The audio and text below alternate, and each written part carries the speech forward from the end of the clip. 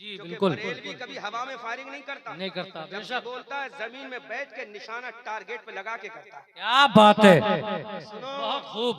कहा चलो अब्दुल कादिर जीलानी ने कहा अपने दोस्तों अहबाब से, कहा कहाँ चले, कहा शरीयत के चौथे इमाम इमाम अहमद इब्ने हम्बल के मजार पे चलो। बेशक, सुभान अल्लाह। जो जुमला पेश कर रहा हूँ उसको सुनोगे अकल हैरत में पड़ जाए। जब ये चले, जैसे ही कदम आगे बढ़ता है इमाम अहमद इब्ने हम्बल के मजार के करीब, उधर कब्र में हलचल पैदा हो जाती है। क्या बात है, कब्र में हलचल पैदा हो जाती हलचल है। पैदा हो जाती है। हवाला नोट करो, यही किताब है बहजतुल असरार। क्या बात है, लिखने वाले हैं इमाम अबुल हसन शक्नवी अश-शाफ़ई।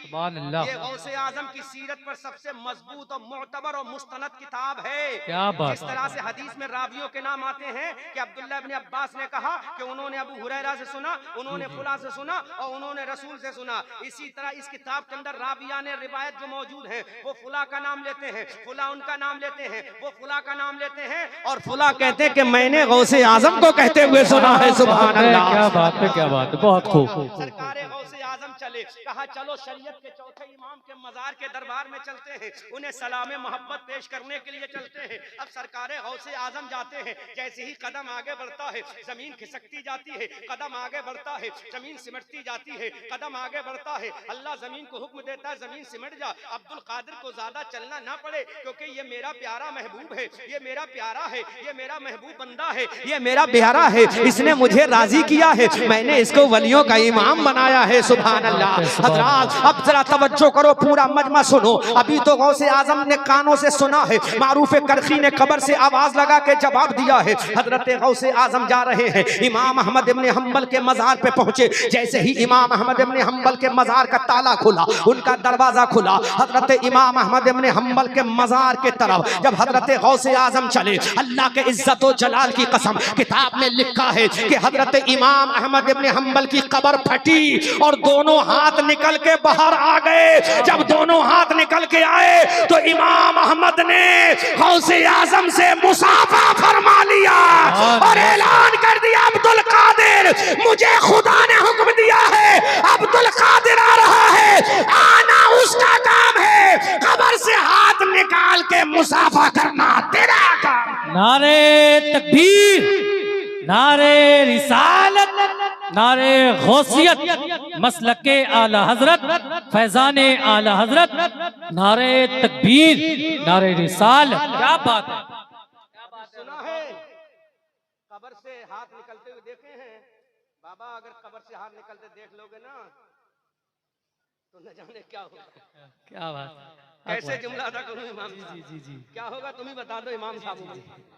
मैं भाग कहूंगा जाएगा शायद- आदमी। अरे भाग जाएगा, फौरन गिरेगा, कैसा गिरेगा, बेहोश हो जाएगा। बेहोश हो ये कब्र से हाथ कैसे निकल आए?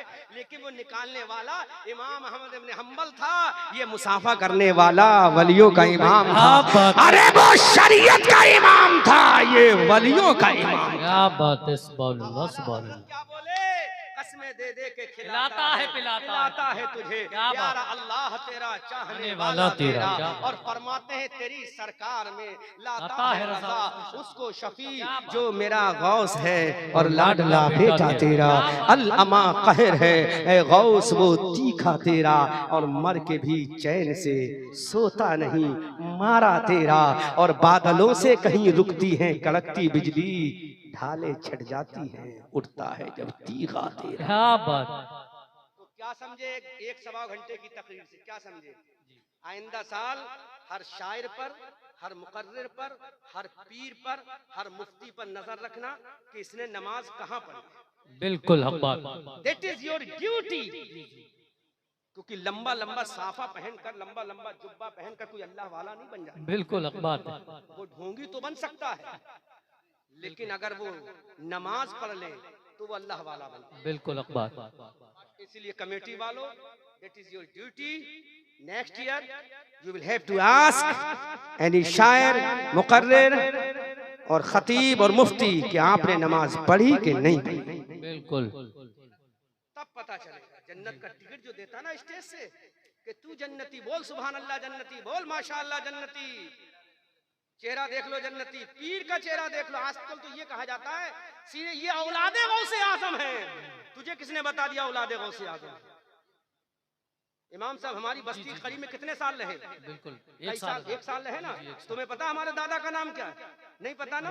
तो जब तुम हमारी बस्ती में रह के आए तब तुम्हें नहीं पता हमारे दादा का नाम क्या है? और स्टेज से क्या कहा जाता है जब उसके गांव के औलादे गौसे आजम। तुझे किसने बता दिया औलादे गौसे आजम? तूने इसकी छठी खाई है क्या? ये झूठ है, ये फ्रॉड है, ये धोखा है, ये सिवाय मिलावट के और कुछ नहीं। बिल्कुल। क्या नसब की बुनियाद पर फजीलत मिलेगी किसी को? बोलो, नसब की बुनियाद पर फजीलत मिलेगी? हजरत बिलाल तो काले थे। बिल्कुल, क्या बात, गरीब भी थे जी, गुलाम भी थे और उनका वतन भी काबा नहीं था, मक्का नहीं था। बिल्कुल। लेकिन फजीलत कितनी मिली?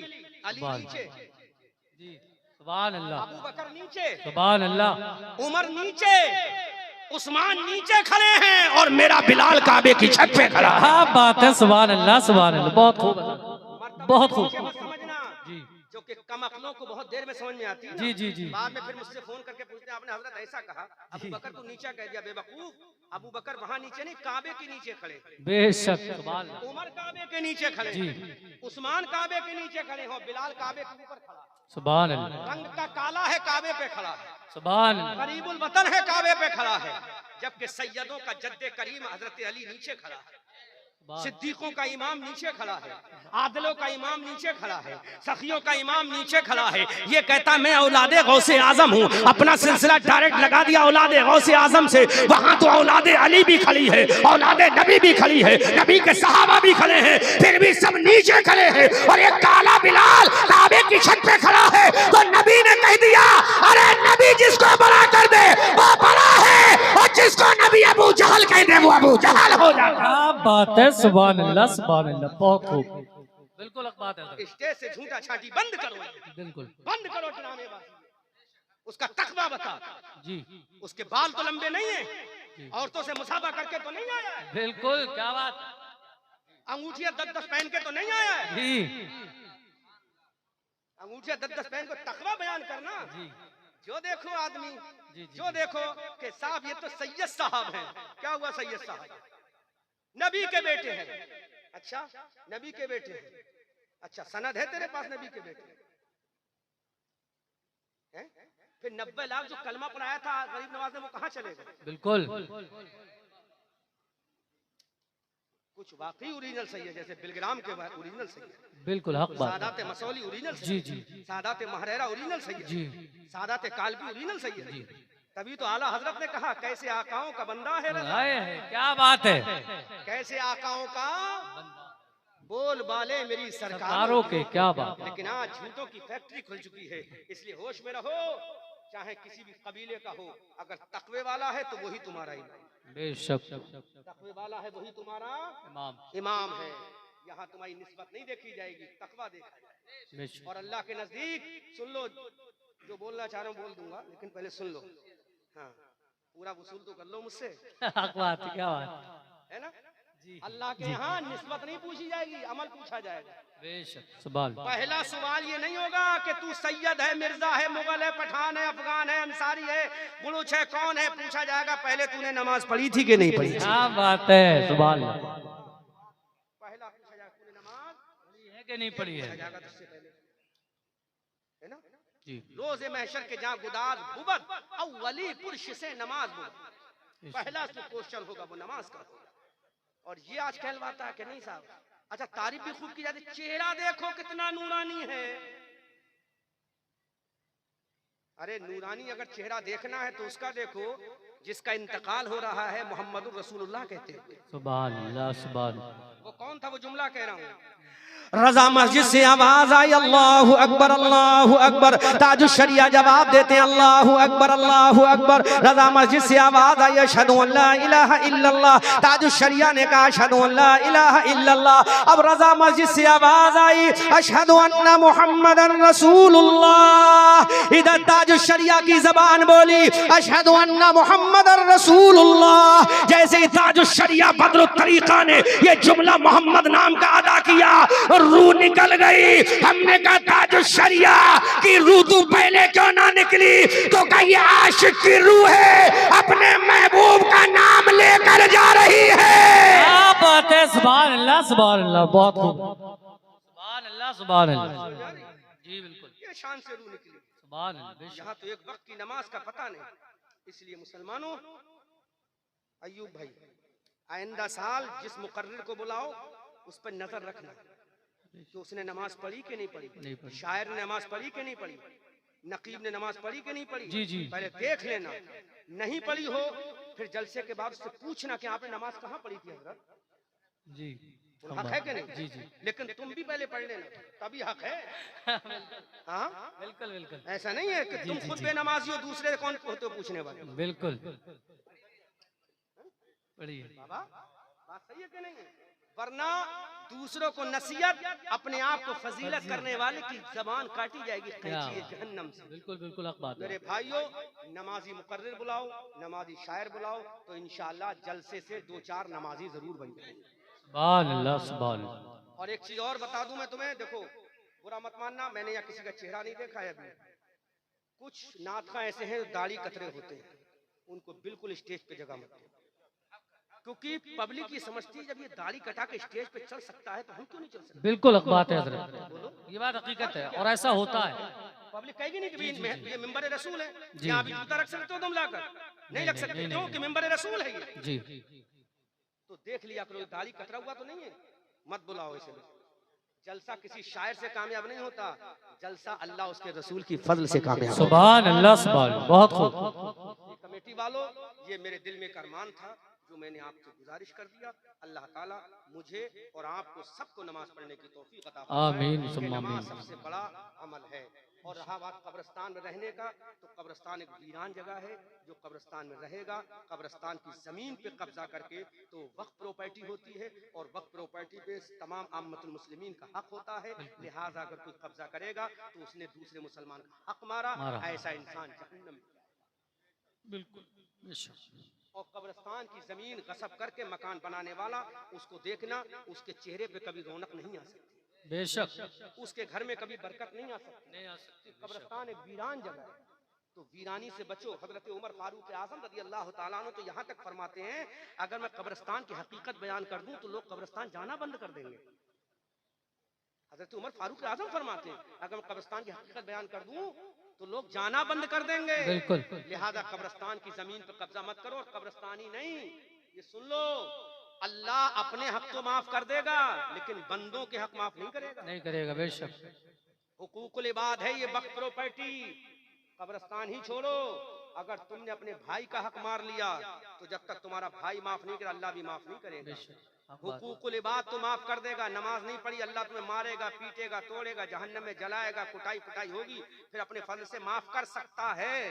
मैं सनद नहीं देके जा रहा हूँ, जी जी जी, है ना, क्योंकि जहाँ सिर्फ जन्नत जन्नत जन्नत जन्नत जन्नत जन्नत करने वाला हो, जहन्नम का खौफ ना सिखाए, तो वहाँ शैतान को आने की कोई जरूरत नहीं। बिल्कुल, वो तो खुद ही शैतान वाला काम कर रहा है। कुरान की 6666 आयत करीमा में जितनी जगह जन्नत का जिक्र है, उससे कहीं ज्यादा जहन्नम का भी जिक्र है। बिल्कुल हक बात है। फखलफा मिन बाद खल्फहिम अगाउस सलाह वत्तबउश शहवात फसौफा यल्कौना गय्या। बिल्कुल, जो नमाज छोड़ता वो जहन्नम की वादी गई में जाएगा। नहीं पढ़ा कुरान में 16वें पारे में, हाफिज है ना, हाफिज साहब है ना। तो ये तमाम तरह की आयतें हैं। तो खाली जन्नत जन्नत नहीं, जन्नत की खुशखबरी में जियो, जहन्नम के डर में जियो। और अल्लाह से दुआ करो। भाई देखो, ब्याज के बारे में ज्यादा लंबी बात तो नहीं कहूंगा, एक हदीस की तशरीह बयान कर दे रहा हूं।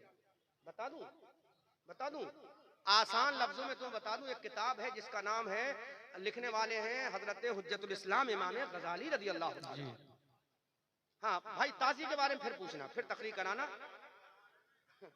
वो न ताज़िये के बारे में दोबारा नेक्स्ट टाइम। अब थोड़ा सा, अब तो सुनो, एक बार तकरीर किया तो 10 साल के बाद बुलाया।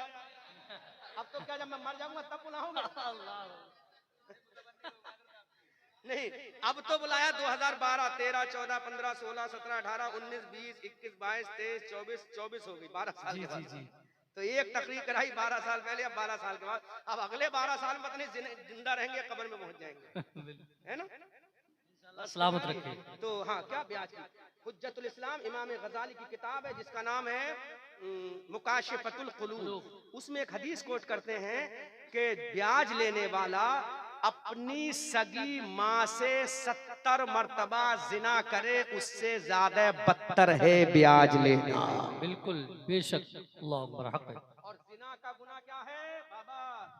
अज़्ज़ानियतु वज़्ज़ानी फजलिदू कुल्ला वाहिदिम मिनहुमा मिअता जल्दा। कि अगर कोई मर्द जिना करे, कोई औरत जिना करे तो कितने कोड़े मारे जाएंगे?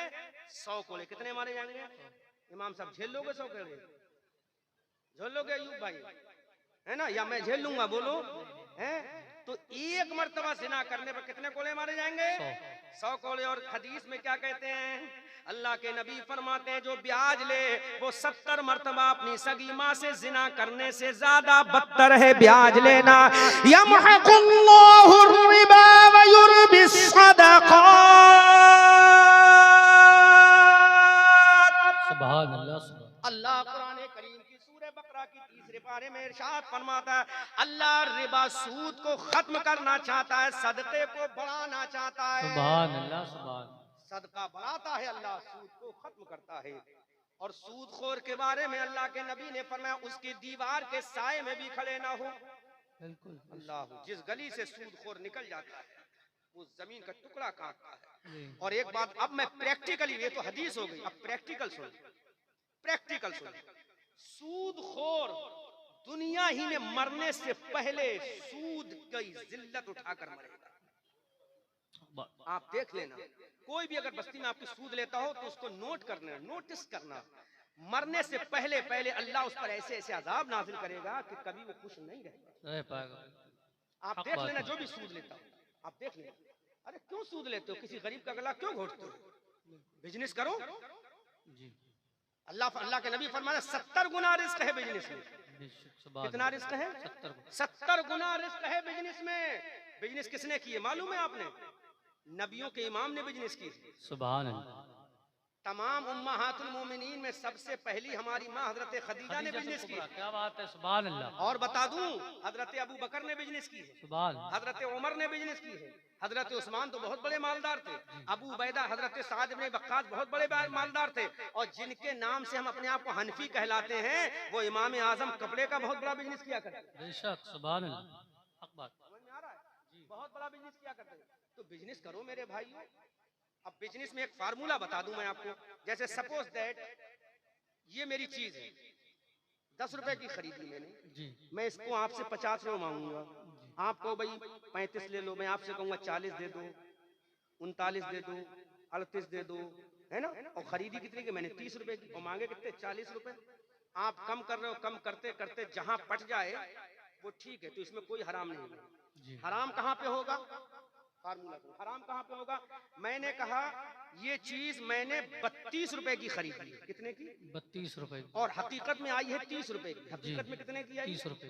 30 रुपए। और मैंने क्या कहा? मैंने 32 की खरीदी है, अब मैं आपको 33 की बेच रहा हूँ। तो मैं कै रुपए झूठ बोला? 2 रुपए तो वहां झूठ बोला, 1 रुपया मुनाफा कर लिया। तो वो 2 रुपए जो झूठ बोला वो मेरे लिए भी हराम है, मेरी औलाद के लिए भी हराम है। क्या बात है, हक बात। समझ में आ गया बाबा? तो कम करो, ये झूठ नहीं है। लेकिन जब मैंने 30 रुपए की चीज के बारे में कह दिया ये 32 रुपए की खरीदी है और खरीदी है 30 रुपए की, तो 2 रुपए वो हराम है।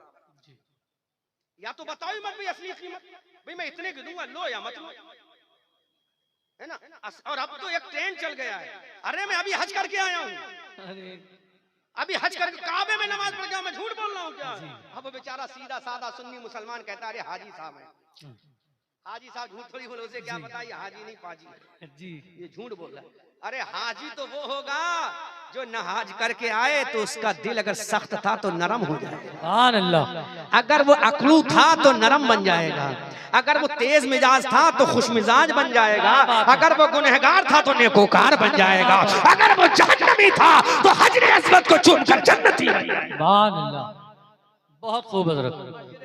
गुम्बद खजरा को देखकर जन्नती बन जाएगा। फिर आला हजरत बरेली से बोलेंगे कौन देता है, देने को मुंह चाहिए, देने वाला है सच्चा। तुम्हारी भी 2 मिनट के अंदर बाद इनकी भी कह दूंगी। लो पहले मैं हवाला दे रहा हूँ, 1 लाख रुपए का इनाम दूंगा। कितने का दूंगा? जी 1 लाख रुपए। बोलो कितने का?